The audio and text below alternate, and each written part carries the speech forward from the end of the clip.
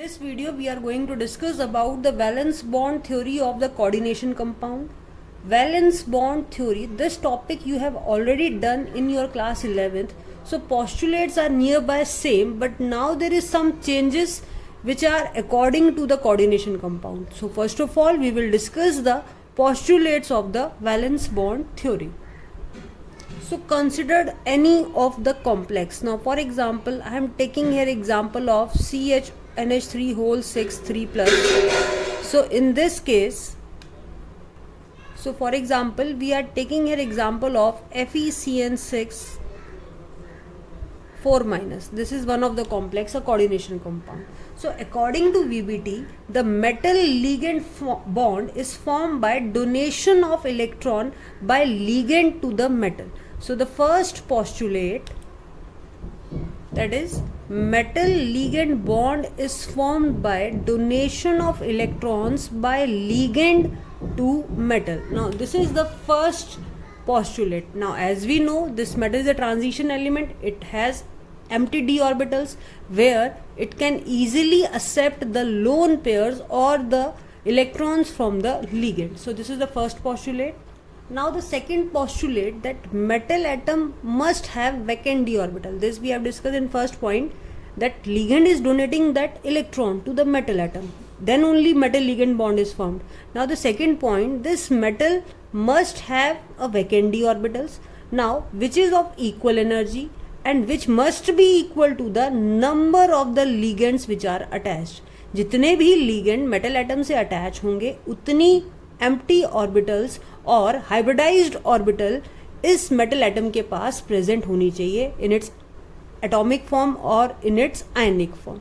तो पहला point metal ligand bond form हुआ. Second point, vacant orbital होंगी और कितनी होनी चाहिए, जितने ligands इसके साथ attached हों. Now the next postulate, this is the third one. In order to create an empty orbitals, sometimes n minus d orbitals paired up. Now for example, अगर ये electron यहाँ shift हो जाएगा और pairing हो जाएगी, this is also towards this side. So now two empty orbitals are created. So meaning sometimes unpaired n minus 1 d orbitals, they just paired up to create an empty orbitals. So first point, metal ligand bond is formed. Second point, how many metal ligand will form will depend upon number of vacant d orbitals, or we can say they create more orbitals. Now how they create more orbitals? By just pairing in the internal side, so they get the, we can say, vacant orbital here. Now the next important point, depending upon the hybridization, we know that when different orbitals combine with each other, they form the hybrid orbital. For example, D2sp3 and sp3d2. Then there will be sp3, then it can be dsp2. So depending upon the hybridization, they all have a different shapes. Now for example, these are the octahedral complex, this one is a tetrahedral and this one is the square planar. And the last and the most important postulate, that we can easily calculate the magnetic behavior from this hybridization. If in the hybridization there is no unpaired electron, meaning all are paired, then that complex is said to be diamagnetic. In the similar way, if there is unpaired electron is present, then it is said to be paramagnetic. Now at the same time, we can easily calculate the magnetic moment by the formula, that is magnetic moment mu is equal to under root n plus 2, where n is the number of unpaired electrons. So by calculating the number of unpaired electrons, we can easily calculate the magnetic moment. So these are the 5 main postulates of the valence bond theory. First point, metal ligand bond बनता है, ligand electron donate करता है. अब जो electron donate होते हैं वो किस में होते हैं? मेटल की वैकेंट डी ऑर्बिटल्स में. And at the same time अगर ऑर्बिटल्स अनपेयर्ड नहीं है तो वो किसी तरह से एम्प्टी ऑर्बिटल्स क्रिएट करता है बाय पेयरिंग और बाय शिफ्टिंग द इलेक्ट्रॉन्स. हर एक हाइब्रिडाइजेशन की एक पर्टिकुलर शेप होगी. ऑक्टाहेड्रल और टेट्राहेड्रल हम बेसिकली ज़्यादा एग्जाम्पल्स इसमें करेंगे.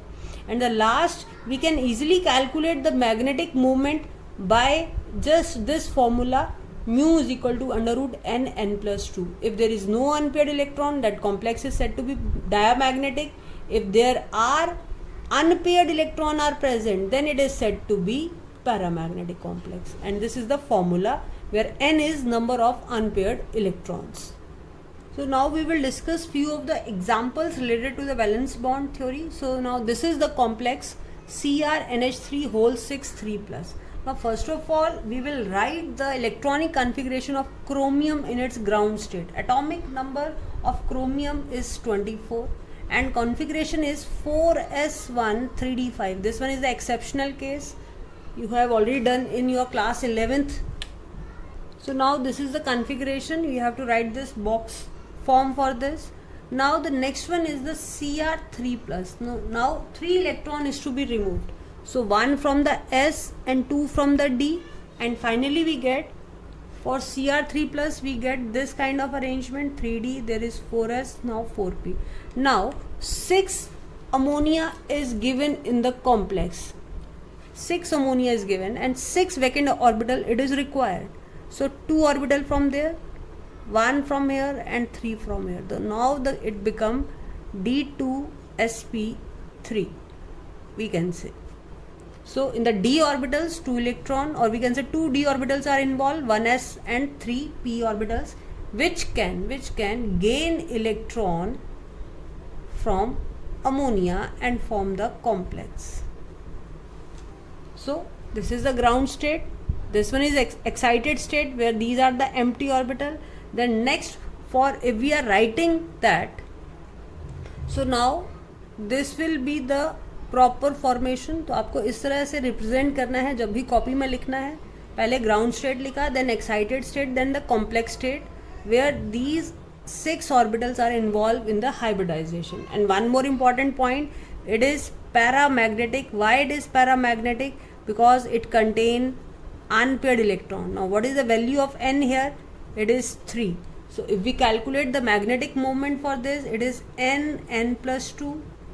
So under root 3 plus 2 5, 5 3 15, under root 15 comes out to be 3.9 Bohr magneton. Bm is the unit for this. So what is the structure? Structure is octahedral with the hybridization D2sp3. Magnetic nature is paramagnetic where n is equal to 3. And what is the magnetic moment, which comes out to be 3.9. Now the next example is here FeCN6 3 minus. FeCN6 3 minus. Now first of all we will calculate the oxidation state of Fe here. So Fe will be x minus 6 equal to minus 3 because Cn is minus 1, so x comes out to be plus 3. So we have to write the electronic configuration of iron in the plus 3 stage. So first of all iron, which is atomic number 26, configuration will be 4s2 3d6. So 4s2 3d6 if we represent in D and S form. So this will be the configuration. Now the next part for Fe in 3 plus stage, meaning 3 electron it will be losing, so it will become 3d5. So in that case this is like this 1 2 3 4 5, 1 2 3 4 5, and this is 4s and this is 4p. Now it requires 6 orbitals because 6 ligands are present, each is donating 1 lone pair, so it requires 6 orbital, but here only 4 orbitals are present. So according to postulates, this electron will paired up, n minus 1d orbitals paired up to create an empty orbitals. So when they are pairing up, then they will create an empty orbital like this. So this with this, one will remain unpaired. 1 2 3 4 5. So now 2 orbitals are created here which are empty, then it is 4s, then it is 4p. So now the next point is 6Cn will use these orbitals and form D2sp3. Again it will be D2sp3 where each Cn is donating a negative charge like this. So these all 6 orbitals are completely filled by the Cn. So now hybridization will become D2sp3. Second point, magnetic behavior weakly paramagnetic, not strongly, because only one electron is unpaired, so it is weakly paramagnetic. Then the next point,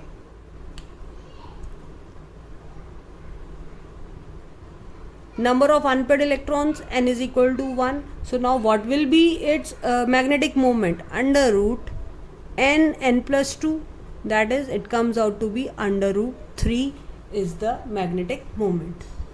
Now from this complex only we can create one more question. Now for example, if it is FeCN6 4 minus, that is K4 FeCN6 अगर complex था तो ये charge हो जाएगा Fe4.